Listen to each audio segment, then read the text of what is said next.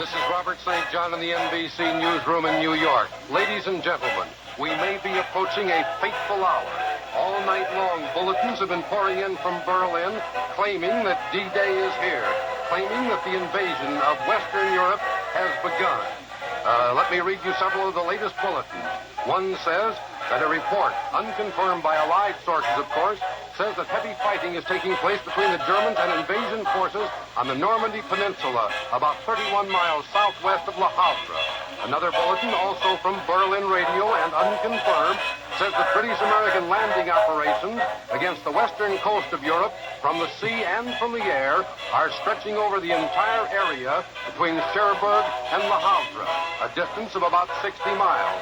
I repeat, there is no confirmation. And here's another bulletin just in. DNB, the German agency, says, this is unconfirmed, that the most important airdromes in the area of the Normandy Peninsula of France have been wiped out. Now, I presume that means wiped out by the Allies. As you may have heard on earlier broadcasts, all three German news agencies have begun broadcasting these stories that the invasion is here. But there is no Allied confirmation as yet. The first report came out shortly after midnight, and since then we've been flooded with reports from Berlin. Paris radio, strangely enough, has not confirmed any of these reports. And now we have just been informed that we can expect in a very few seconds, a very important broadcast from the British capital. And so now we take you to London.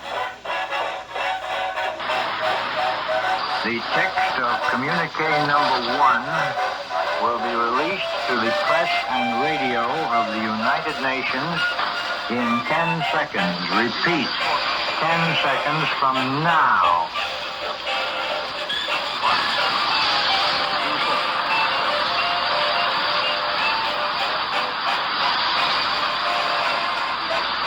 Under the command of General Eisenhower, Allied naval forces, supported by strong air forces, began landing Allied armies this morning on the northern coast of France.